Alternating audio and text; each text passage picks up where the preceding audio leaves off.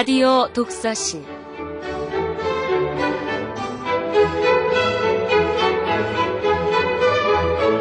이 시간 진행의 김갑수 문화평론가입니다.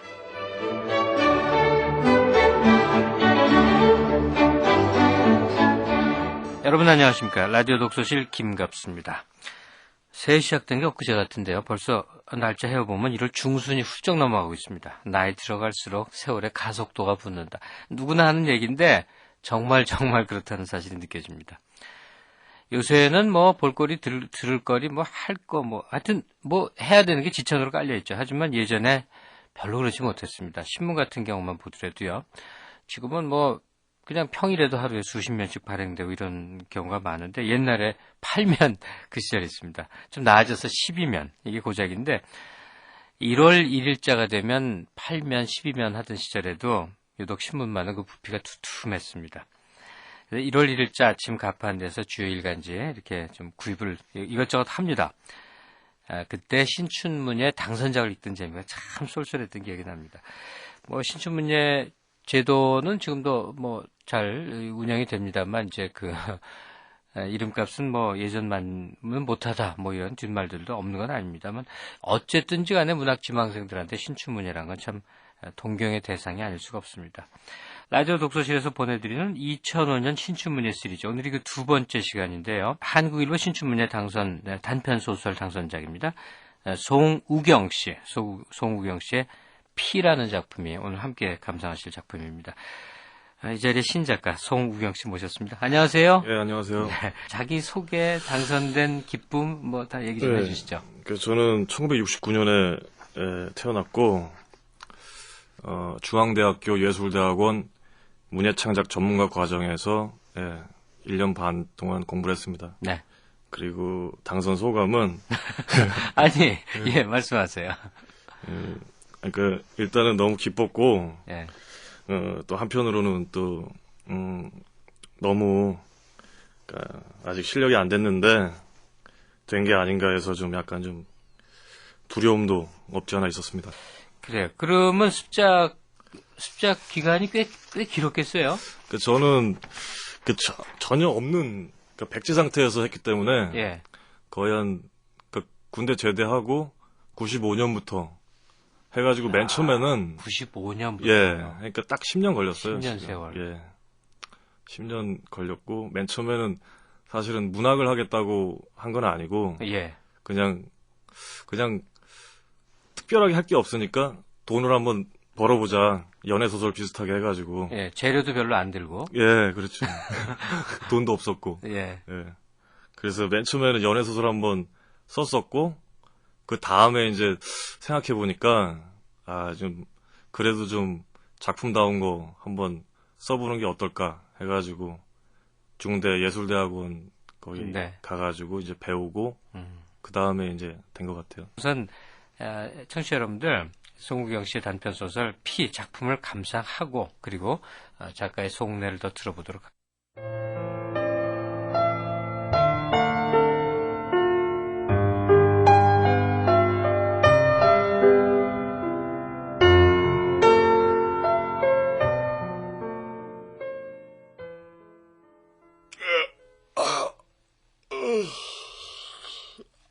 아유, 썩은 냄새.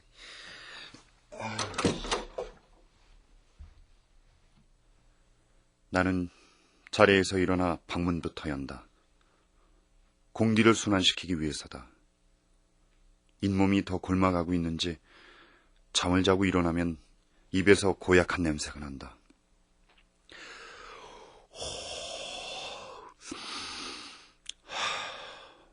손바닥을 입에 대고 후 분 다음에 숨을 들이마시면 두엄 속에 묻어둔 썩은 계란 냄새가 풍겨온다.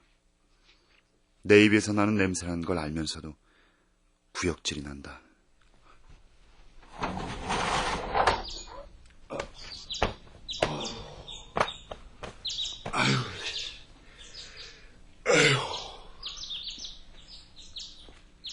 창문을 활짝 열고 방석을 흔들며 공기를 쫓아낸다. 살 공기가 퀴퀴한 곰팡내를 쓸어내는 것 같다. 하지만 그것도 잠시뿐이다. 갑자기 비릿한 동물 썩는 냄새가 풍겨온다. 엄마가 창문을 열어놓은 모양이다.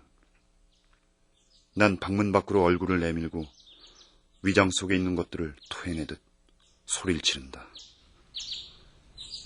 아, 문 좀 꼭 닫고 하라니까! 눈 떴으면 부산 떨지 말고 빨리 나와! 엄마 역시 지지 않고 소리를 지른다. 그 소린 내 방을 가득 채워버린 동물 내장 썩는 냄새보다 더 지겹게 느껴진다. 아유, 씨.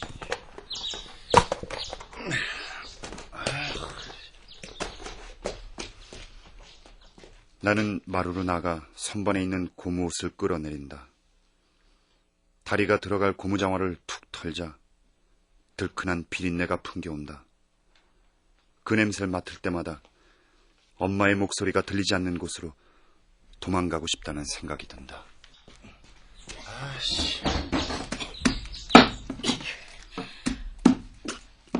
창고문을 열자 작은 나무 의자에 앉아있는 엄마 앞으로 산더미처럼 쌓여있는 죽은 닭들이 보인다. 아씨, 이 짓을 꼭 해야 되나? 쌓여있는 죽은 닭무더기를 볼 때마다 그런 생각이 든다.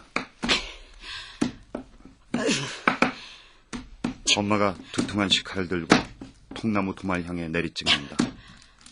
닭 찌꺼기가 사방에 튀며 비릿한 닭 냄새가 진동을 한다. 조금만 지나면 내가 할 일인데도 기분이 상한다. 왔으면 빨리 앉아서 일할 생각하지 않고 왜 우뚝 서 있어? 에휴. 엄마는 식칼로 생닭을 다듬으며 말한다. 닭을 해치하는 소리에 소름이 돋는다. 엄마는 열린 닭가슴 사이로 고무장갑 낀 손을 넣어 부위별로 깨끗하게 정리해 납품해주면 마리당 70원을 받는다. 엄마는 새벽 3시에 일어나 연신 식칼을 들었다 놓는데도 여태 3분의 1도 처리하지 못했다. 오후 들어 햇빛이 창고를 덮치면 긁어낸 닭내장에 온 동네 파리들이 몰려들고 견디기 힘든 고약한 냄새가 피어오른다. 내장 썩는 냄새가 온 동네를 점령해버리기 전에 끝내야 하는 것이다. 아유, 씨, 저거, 아유. 나는 벌거벗은 닭들을 보며 두툼한 식칼을 바쁘게 놀린다. 닭은 순식간에 정리돼 통 속으로 들어간다. 아유, 씨. 정말 더럽게 타났네, 씨. 에휴, 씨. 나는 혼잣말로 중얼거린다. 엄만 들은 척도 않고 칼로 도마를 내리찍는다. 나도 지지 않는다. 엄마 속이라도 긁어놔야 눈을 뜨자마자 죽은 닭을 보는 곳에 대해 분이 풀릴 것 같다. 에휴, 씨. 꼭 살인자 같네, 씨. 에휴, 씨. 아니, 에이미 앞에서 A씨 하면서 그 입 계속 놀리고 있을래? 엄마는 식칼을 반쯤 들어 올리고 어느새 살기가 퍼져있는 눈으로 날 쏘아본다. 실핏줄이 도드라진 엄마의 눈을 보면 금방 무슨 일이라도 낼 것 같은 섬뜩함이 느껴진다. 그래도 난 지고 싶은 마음이 없다. 에이씨. 그렇잖아, 씨. 누가 보면 안 그렇겠어? 식칼 들고 있는 꼴이?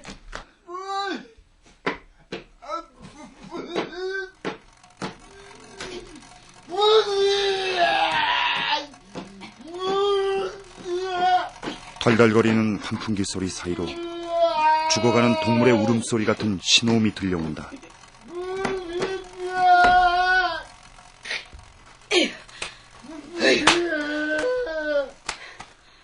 엄마가 들고 있던 식칼이 도마에 꽂힌다.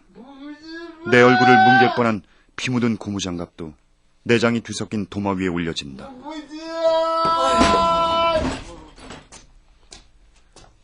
엄마는 자리에서 일어나 닭비린내가 배어있을 손을 앞치마에 문지르고 창고를 나간다.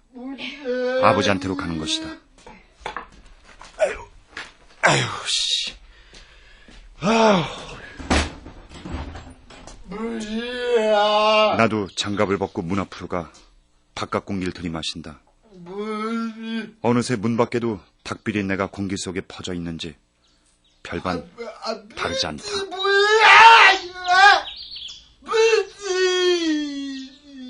아버지가 갓난아기처럼 좁은 마루에 한 팔을 세우고 엎드려 있다. 중풍에 걸리고 나서부터 아버지의 이동수단은 한 팔과 한쪽 무릎으로 변했다. 발바닥을 사용할 때는 휠체어에 앉을 때와 화장실 변기에 앉혀놓을 때뿐이다. 아버지는 나이가 60살인데 침을 흘리고 있다. 정수리로부터 명칠 중심으로 사타구니까지 몸 반쪽의 감각기관과 운동신경을 모두 잃어버렸다. 난 비아냥거리듯 혀를 찬다. 아이씨. 아버진 날 쳐다보려고도 하지 않는다. 웃어야 할 코미디 프로그램을 보면서도 어떻게 표정을 만들어야 할지 몰라서 우는 표정을 지으면서도 내가 자신을 어떻게 생각하고 있는지만은 눈치채고 있는 모양이다.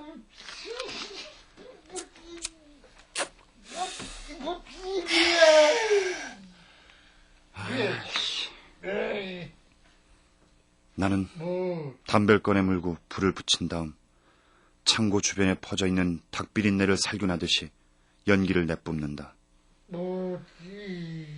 아버지가 중풍에 걸리지 않았다면 상상도 못할 일이다. 바로 굳은 살이 박힌 손바닥이 날아와 내 뺨에서 불이 났을 것이다.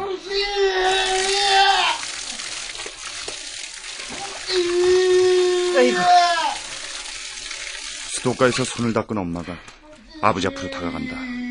아니 지금 이걸로 부침개를 어떻게 하라고! 그냥 조신하게 들어가 누워있어! 사람 염전 터지게 하지 말고! 엄마는 가래뱉듯이 말하곤 그래도 불쌍한 생각이 들었던지 갈등하는 얼굴로 나를 본다. 부침개를 만들며 빈둥거리다간 정오까지 닭들을 처리하지 못할지도 모른다. 넌 뭐하러 여기 나와있어? 어? 들어가 닭 한 마리라도 더 끊지 않고! 엄마는 여전히 닭이 썩는 것과 부침개를 해주는 것을 놓고 저울질을 하고 있는 모양이다. 닭이 썩거나 상하면 닭값을 물어줘야 한다. 그리고 정오에 오는 냉동차에 주문받은 수량만큼 채워주지 못하면 앞으로 수량이 반으로 줄어들 것이다. 엄마의 얼굴이 갑자기 서늘하게 일그러진다. 그 이엔병하지 말고 들어가 있어! 해주더라도 이 일 끝나고 해줄 테니까. 자, 얼른 들어가! 얼른 들어가!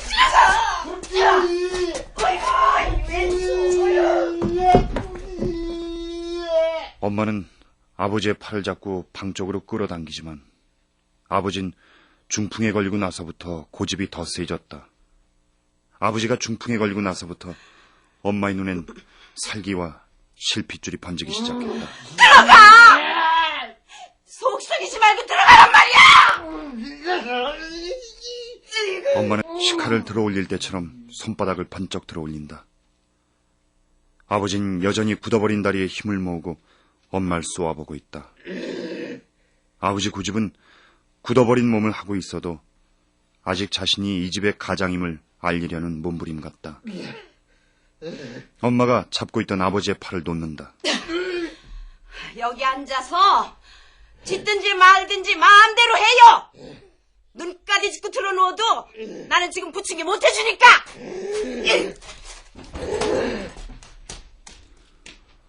엄마는 바위덩어리처럼 엎드려 있는 아버지를 마루에 두고 창고로 온다. 엄마가 내 앞으로 지나갈 때 뜨거운 김이 얼굴로 훅 끼쳐온다. 나는 더 이상 닭비린내와 내장 썩는 냄새가 뒤엉켜 있는 창고 안으로 들어가고 싶은 마음이 나지 않는다. 뭐하고 있어? 빨리 들어오지 않고 썩는 거 보고 샀다가 산에다 묻으려고 거섰는 거야? 나는 다시 덜덜거리는 환풍기 소리를 들으며 창고 안으로 들어온다. 아유, 씨.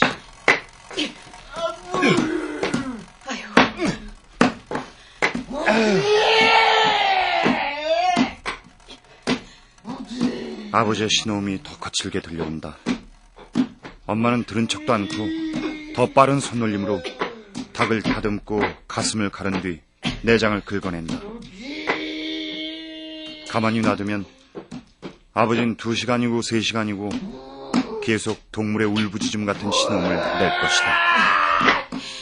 그때 그냥 확 죽게 놔두는 건데.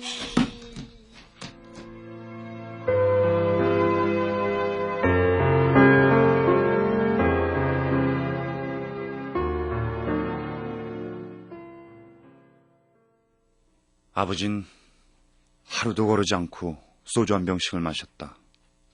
그리고 기분 좋게 취한 어느 날 자리에서 일어나다가 쓰러졌다.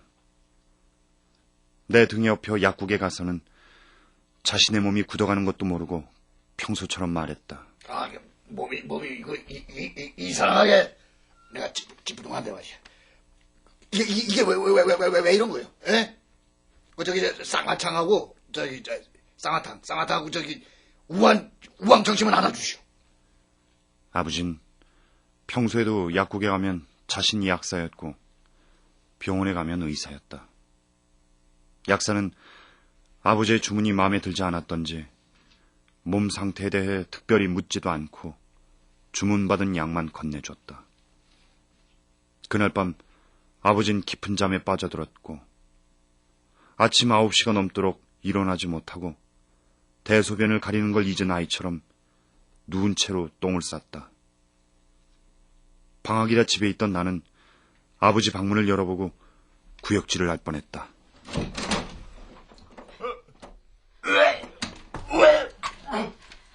엄마! 아버지가 오늘 또 아이씨. 아니, 그런데 너희 아버지 턱이 어째서 이렇게... 아유, 힘주지 말고 있어봐요. 아니, 턱이 왜 이래? 왜 이러는 거야? 엄마는 배설물이 흥건한 아버지의 팬티를 벗기고 반쯤 옆으로 돌아가 있는 턱을 인중 밑에 맞춰 놓으려고 안간힘을 썼다. 하지만 아버지 턱은 비틀린 그대로 꼼짝을 하지 않았다. 어디, 다리 좀 이렇게 구부려 봐요. 아유, 다리를 좀 이렇게 해보라니까.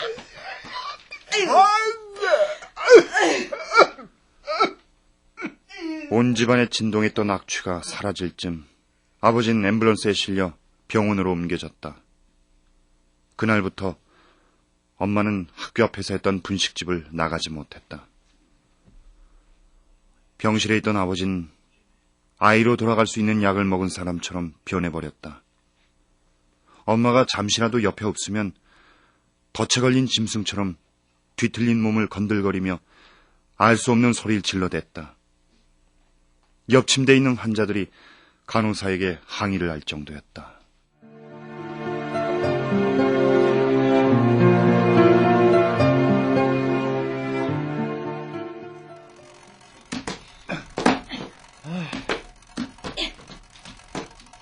당내장 찌꺼기가 붙은 식칼 등에 핏방울이 떨어진다. 엄마는 자신의 코에서 떨어지는 피인 줄도 모르는 것 같다. 이번엔 한 방울씩 떨어지던 피가 쪼르륵 흐른다.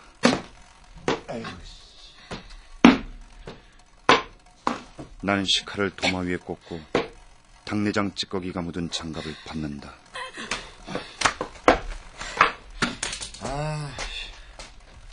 그 고개 좀 뒤로 젖혀봐. 아, 왜 이래? 코피 나잖아. 아유, 이 지랄하네. 엄마는 손등으로 흐르는 코피를 쓱 문지른다. 붉은 수염이 난 것처럼 오른쪽 뺨에 긴 핏자국이 묻어난다. 알았어, 손 가져올게. 아유, 그냥 그 옆에는 신문지나 뜯어줘. 좀 가만히 있어. 손 가져올 테니까.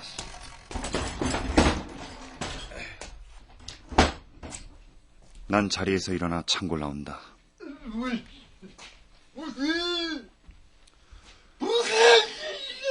아버진 여전히 마루에 엎드려서 부침개를 달라는 신호음을 보내고 있다.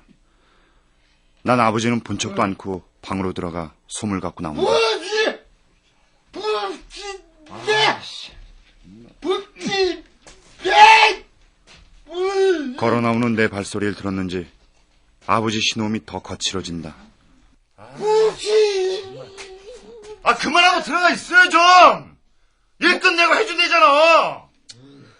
아이씨. 아버지가 비틀린 입으론 침을 흘리고 눈만은 살아서 날 쏘아본다.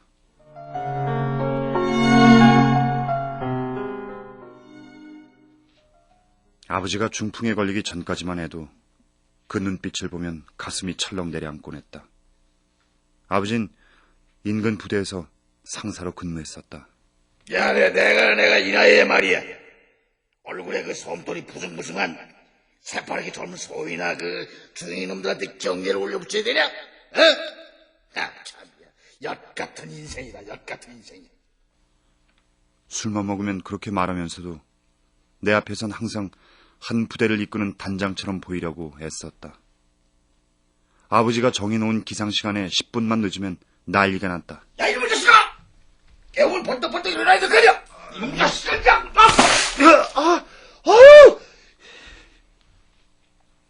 아버지는 얼음이 두껍게 오는 겨울에도 세수대야에 찬물을 받아다가 내게 뿌렸다. 육사시험에 2번이나 낙방한 아버진 내 성적에 항상 예민한 반응을 보였고 성적이 뒤로 한 등수만 밀려도 내 뺨을 후려갈기며 소리쳤다. 야, 이놈아! 이 등수로는 육사는 고사하고 취사만 상사도 못해, 임마! 너도 저 애비처럼 짬밥 냄새 풍기면서 집에 들어올 거야!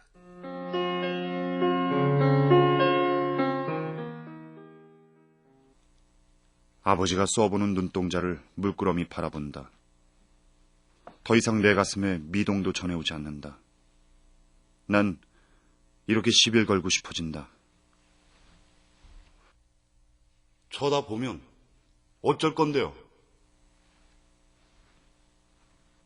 아버진 더 이상 날 쏘아보지 않고 고개를 돌린다. 이제 변화시킬 수 있는 게 없다는 걸 알고 있는지도 모른다. 나는 잠잠해진 아버지를 뒤로 하고 창고로 돌아간다. 엄마의 콧구멍에 신문지가 꽂혀 있다. 봐봐. 됐어. 좀 봐보라니까, 좀! 날 쳐다보지도 않고 연신 작업을 하던 엄마는 그제서야 식칼을 도마에 꽂고 코에 박힌 신문지 뭉치를 뺀다. 어느새 신문지 뭉치가 닭 콩팥처럼 검붉게 변해 있다. 나는 엄마의 코 밑에 묻은 닭찌꺼기를 떼내주며 콧구멍을 손뭉치로 틀어막는다. 에휴. 못 마셨다. 하루에 1,500마리 너무 많아. 앞으로 1,000마리만 해. 1,000마리 하면 남는 거 없어. 너희 아버지 병원비 낼 때 빌린 돈 아직 반도 못 갚고 있어. 언제까지 이자만 갚다 끝낼래?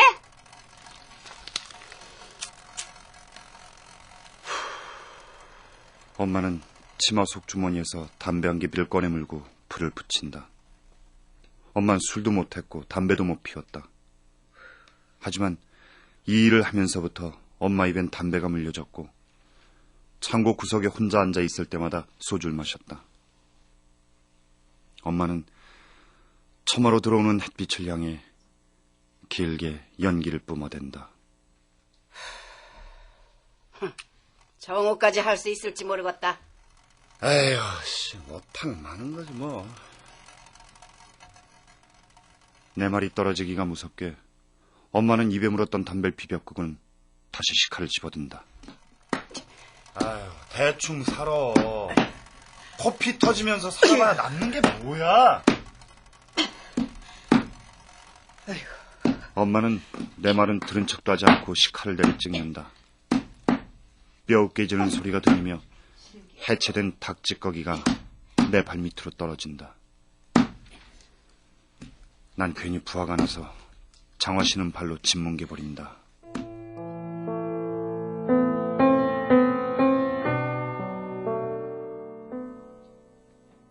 아버진 병원에 있을 때 집안에 있는 돈을 다 들여서라도 자신의 몸을 고쳐놓으라고 악을 썼다. 아버지의 병원비는 생각보다 많이 들었다. 약값과 물리치료비와 병실료를 합해 하루에 40-50만 원이 깨졌다.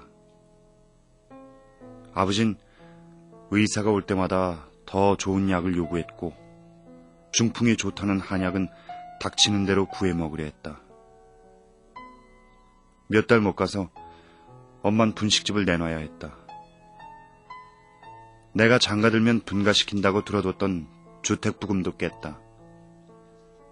삼촌한테 6개월만 쓰고 갚는다고 800만 원을 빌려서 아직 못 갚았고 아버지가 입에 거품을 물고 죽어갈 무렵엔 돈 없어서 주겠다는 한이라도 만들지 말자고 이자가 연 70%인 사채까지 빌렸었다. 더 이상 빌릴 곳도 없고 빌려줄 사람도 없다는 걸 알면서도 아버진 나날이 더 좋은 한약재를 요구했다. 그때 엄마는 정신이 반쯤 나간 사람처럼 병실 창문 앞에 앉아 있다가 조용히 짐을 쌌다. 의사 선생님, 치료는 여기까지만 받겠습니다. 안 돼. 여기서 더 나가면 다 죽어. 당신 새끼. 아버진 입이 틀어막혀진 사람처럼 말을 못하고 힘없이 눈만 깜빡거렸다.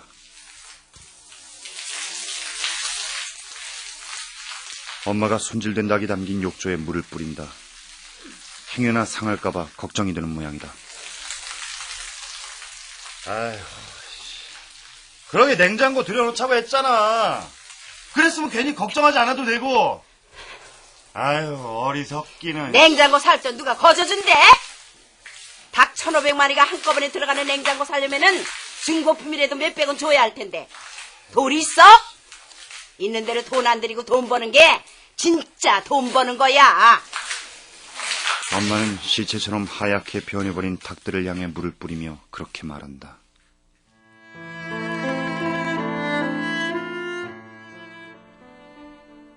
할머니가 돌아가셨을 때 시체실에서 하얗게 얼어있는 할머니의 모습을 본 적이 있었다. 그때 정말로 얼었을까 싶어 할머니의 팔을 만져봤는데 정말로 아이스크림을 만지는 것처럼 얼어 있었다. 엄마도 그 모습을 떠올리고 있는지 모른다.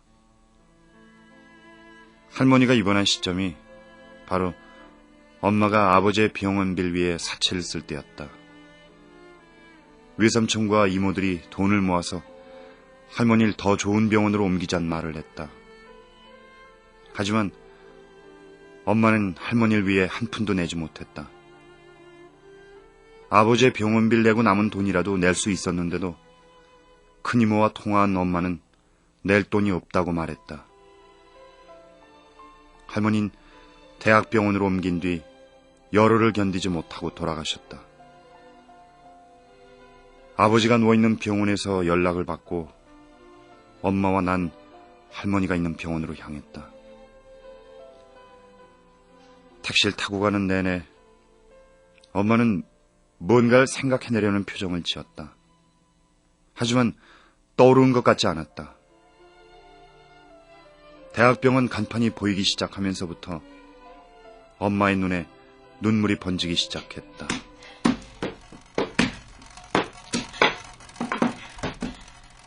내 옆에 해체된 닭들의 무덤이 있다. 반쯤 감겨있는 수백 개의 눈들이 나를 보고 있는 것 같다. 엄마는 마지막으로 남은 닭을 도마 위에 올려놓고 자르고 내장을 긁어낸다.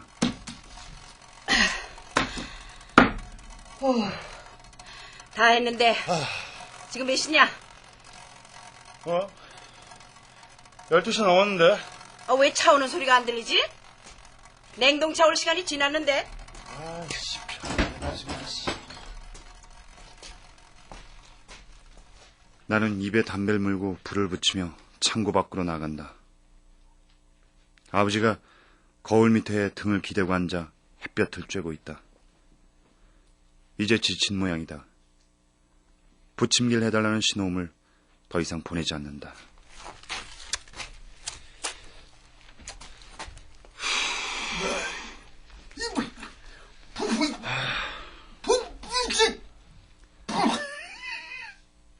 애비 앞에서 담배질이냐고 소리를 지르는 것 같다.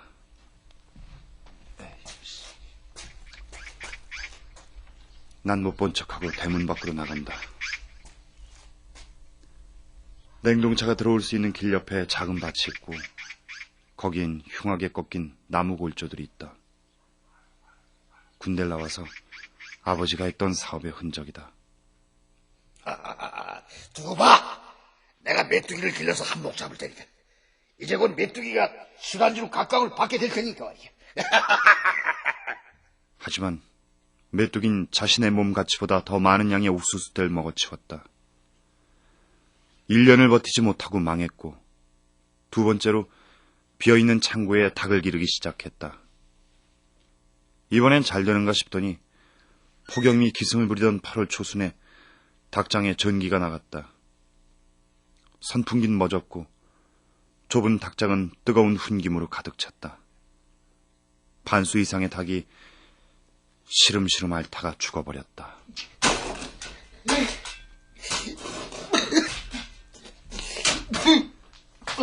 닭을 뒷산에 묻던 날 아버진 내가 뒤따라온 것도 모르고 어깨를 꿈틀거리며 울었다.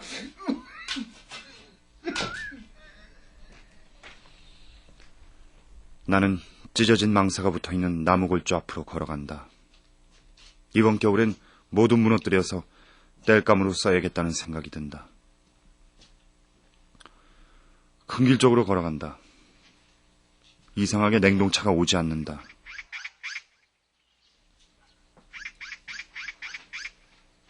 소나무가 빼곡이 심어져 있는 삼거리 쪽을 본다.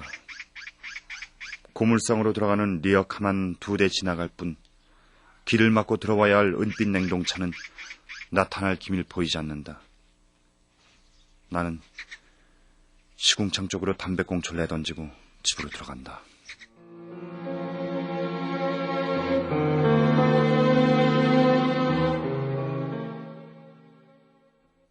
뭐라고요? 사고가 나요? 엄마는 수화기를 귀에 대고 소리를 질러대고 있다. 아우다가 교통사고가 났으면 빨리 다른 차를 보내줘야지. 이러다간 다 썩는단 말이에요, 썩어. 으유.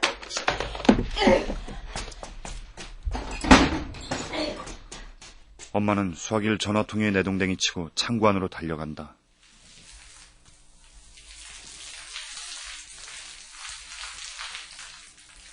호수로 물 뿌리는 소리가 들린다. 마루에 앉아있던 아버진 창고 문틈으로 엄마의 뒷모습을 보면서도 신호음을 보내지 않는다. 이젠 정말 체념한 모양이다.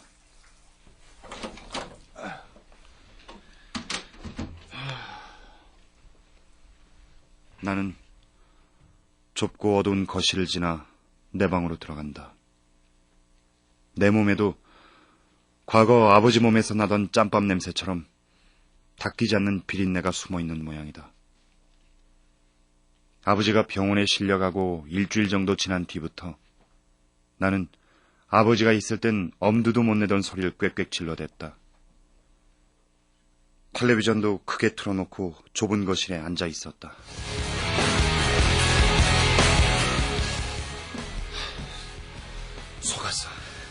속았어. 우리 아버지가 그런 아버지였어. 감쪽할 때 속았다고. 나는 아버지가 중풍에 걸린 뒤부터 아버지가 했던 행동과 말을 경멸하게 됐다. 내가 고등학교 2학년을 끝으로 학교를 그만둔 것과 자폐아처럼 어두운 방에 처박혀 3년을 보낸 것도 모두 아버지의 위선 때문이라고 생각했다. 그럴 때마다 난 이렇게 말했다. 뽑아버려야 돼. 내 몸속에 흐르고 있는 아버지의 피를 다 뽑아버려야 된다고. 빨리 좀 와봐. 엄마가 다급하게 날 부르는 소리가 들린다. 이제 초조해진 모양이다. 잘못하다간 밤잠을 설치고 일한 대가보다 더 많은 돈을 지불해야 될지도 모른다. 나는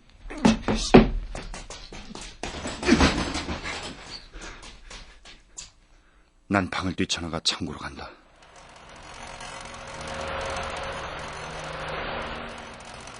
선풍기 2대가 하얀 살을 드러내고 있는 닭들을 향해 돌고 있다.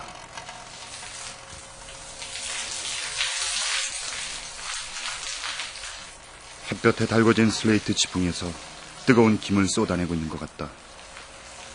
등허리에 흥건히 땀이 배든다. 엄마 잠깐 들어가시오. 내가 물 뿌리고 있을 테니까. 아, 호수 이리 주고 가보라니까 좀. 아, 둘이 있다고 썩을 딱이 안 썩는 거 아니니까 잠깐이라도 나와서 바람 좀 쐬고 와 좀.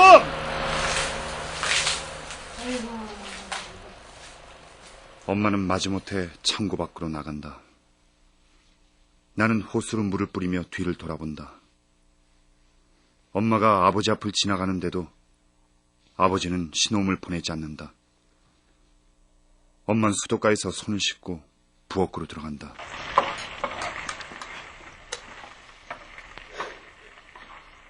잠시 뒤 부엌 쪽에서 맛있는 부침개 냄새가 풍겨온다. 들큰한 닭비린내를 코끝에서 씻어낼 정도로 그 냄새가 고소하다. 자요, 여기. 엄마가 부침개가 담긴 접시를 아버지가 앉아있는 마루에 내려놓는다. 아버진 한참 동안 젓가락을 들지 않다가 손으로 부침개를 뜯어 입에 넣고는 오래 씹는다. 이제 비틀린 턱을 맞추기도 힘든 모양이다. 엄마는 창고로 와서 수화기를 대고 버튼을 억세게 누른다. 정말 차 안 보내줄 거야? 그딴 소리 집어치우고 알아서 하라고. 이제 난 썩어도 몰라. 너희들이 차 안 보내줘서 썩는 거니까 알아서 하라고. 어이구, 이 썩을 놈의 자식들. 엄마는 길게 숨을 토해낸다. 만약 차가 오지 않아서 닭에 이상이 생기면 엄마가 했던 말과는 달리 엄마가 모두 책임을 져야 할지도 모른다. 6개월 전에도 그들이 차를 보내지 않아 닭에 이상이 생긴 적이 있었다. 엄마는 어쩔 수 없이 사정사정해서 닭값 60%를 물고 일을 계속하는 쪽을 택할 수밖에 없었다. 엄마는 넉나간 얼굴로 부침개를 씹고 있는 아버지를 보고 있다. 그러다가 슬그머니 창고문을 닫는다. 악취가 창고 안에서만 맴돌 게 뻔한데도 굳어버린 엄마 얼굴을 보고는 아무 소리도 못한다.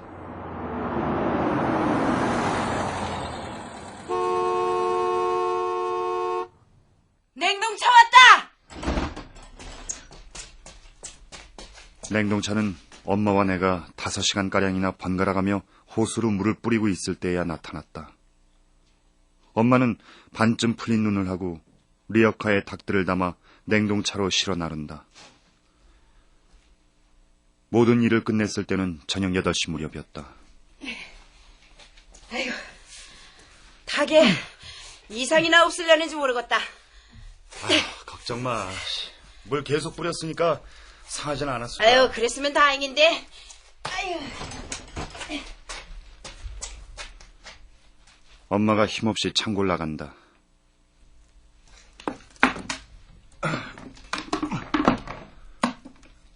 나는 도마와 시칼을 문 옆에 세워두고 백열전구를 끈다.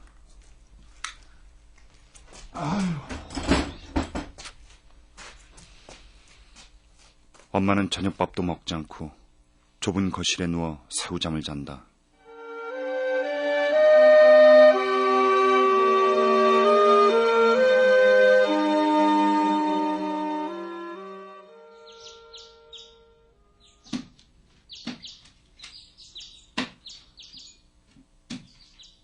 아침에 눈을 떴을 때 예외 없이 들큰한 비린내가 풍겨왔다. 창고 쪽에선 엄마가 도마에 내리찍는 식칼 소리가 들려온다.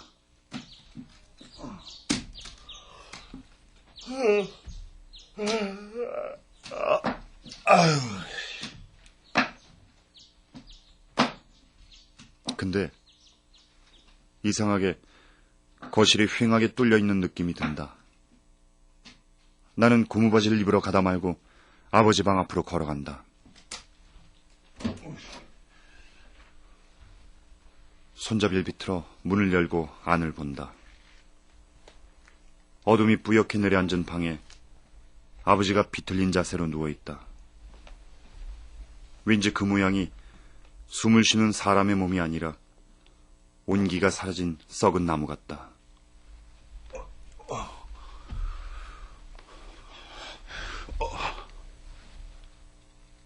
방 안으로 들어가 아버지 코에 얼굴을 댄다. 볼에 아무 느낌도 전해져 오지 않는다.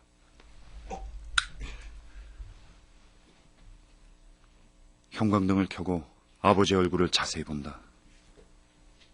밀랍 인형처럼 얼굴에 핏기가 돌지 않는다. 발밑부터 굳어져 오는 느낌이 든다. 아버지가 숨을 쉬지 않는 날이 올 거라곤 생각하지 못했다. 뭔가가 잘못 꿰지고 있다는 생각이 든다.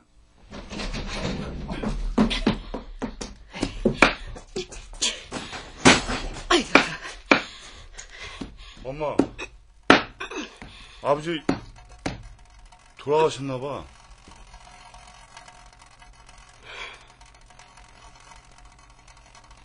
도마로 내리찍는 식칼 소리가 멈춘다. 엄마는 낮게 숨을 토해내며 할머니가 돌아가셨을 때처럼 무언가를 생각해내려는 표정으로 닭들만 내려다보고 있다. 어쩌면 통장 속에 남은 얼마 안 되는 돈을 생각하고 있는지도 모른다.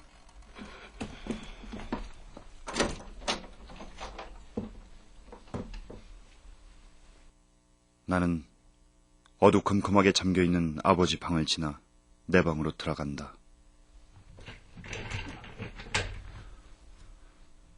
의자에 앉아 벽에 묻어있는 검붉은 핏자국을 본다.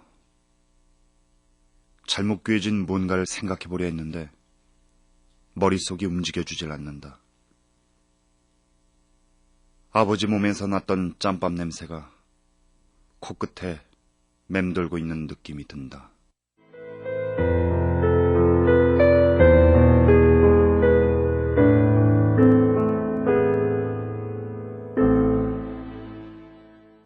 네, 작품 잘 감상하셨습니까? 송우경 씨의 단편소설 피. 지금까지 출연 원호섭, 이경자, 유만준, 음악 이문경, 효과 강성범, 안익수, 장찬이었습니다. 심사위원들의 심사평이라는 게 그 작가의 앞날을 이렇게 방향 짓는데도 꽤 작용을 한다고 그러는데 삶에 대한 사유가 치열하고 문장이 탄탄하다 이렇게 칭찬을 했습니다. 물론 지금은 이제 드라마로 우리 청취자분들이 접한 거고 이제 글로 접했을 때 치열한 사유 그리고 문장력 이 두 가지 가장 중요한 부분들이 인정을 받은 것 같아요. 근데 이게 겪지 않으면 안 되는 작품 아닌가 어떻습니까? 네. 스스로 개인적으로. 여기 나와 있는 내용이 사실은 반은 사실이에요. 네. 저희 어머니께서 옛날에 하셨고, 예. 저도 잠깐은 했었고, 예, 저희 아버지도 중풍 걸리셨고, 아이고. 예. 네.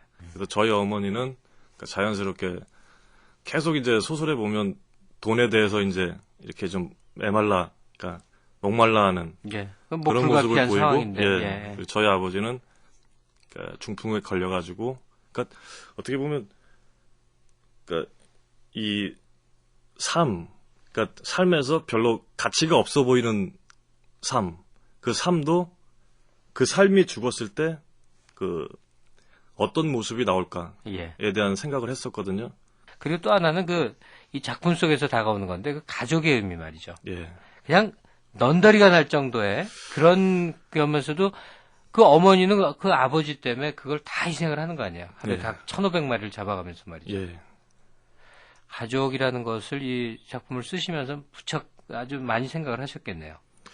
그 생각을 많이 했고, 옛날에 제가 살았던 모습을 갖다가, 거의 내 모습을 드러내는, 꾸미지 않고, 그냥 솔직하게 그냥 드러내버리자. 해서 내가 살았던 모습, 그냥, 때로는 어떻게 보면 부끄러울 수도 있는데, 네. 그런 모습 그냥 있는 그대로 한번 써서 한번 보여주자. 그렇게 해서 한번, 맨 처음에 했던 것 같아요. 고단했던 삶이 다른 장소에 가면 부끄러움이 될지도 모르지만 예. 작가나 예술가의 삶이 되면 그 또 하나의 자산이고 명예가 되죠. 그렇죠. 네. 잘 선택하신 길 같아요. 네. 제목은 근데 왜 피라고 정하셨어요? 이게 피가 그러니까 여러 가지가 있는데 피라고 하면 약간 좀 이렇게 그러니까 삶의 어떤 끈끈한 어떤 그 생명력 네. 그런 것도 있을 수 있고 그러니까 여기서 보면 저희 어머니가 닭을 잡는 그 상황에서 나올 수 있는 그 어떤 연결고리도 피예요. 그리고 저하고 아버지 죽어가는 아버지의 그 관계도 피로 연결돼 있고 예.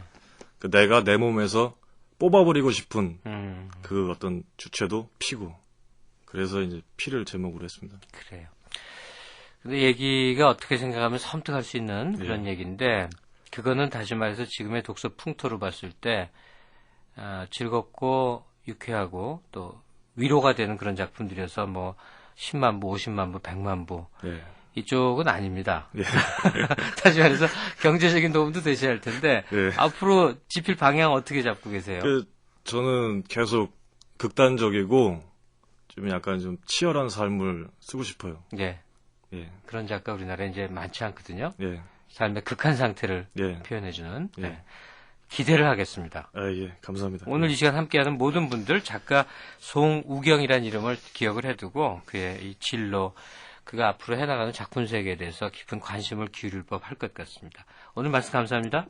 감사합니다. 네, 라디오 독서실 오늘은 2005년도 신춘문예 당선작 시리즈 두 번째 시간 한국일보 신춘문예 소설 부문 당선작인 송우경 씨의 단편소설 피 보내드렸습니다. 한국 도착했어. 고마워. 오빠 지금 서울에 눈 온다? 보고 싶어. 힘내고 노래하자. 마음속으로만 응원하지 마세요. 00700으로 응원해주세요. 대한민국 응원가 00700. 이것 좀 봐. LG전자의 기술이 세계를 이끈다? 세계 디지털 TV들이 LG전자의 디지털 TV 전송 방식 원천 기술을 사용한다. 아유, 대단하네. 디지털 TV의 세계 기준, LG전자가 만들어갑니다. 디지털 TV의 대명사. 엑스캔버스. 예멘, 이집트, 페루, 코트디부아르, 베트남, 리비아, 적국이니, 인도네시아, 호주, 브라질, 에리트레아. 우리 땅, 우리 바다가 아닌 곳에서 우리의 석유를 캐고 있습니다. 대한민국 에너지를 만듭니다. SK 주식회사. 지금까지 극본 이상락, 기술 이흥규, 연출 승원수였습니다.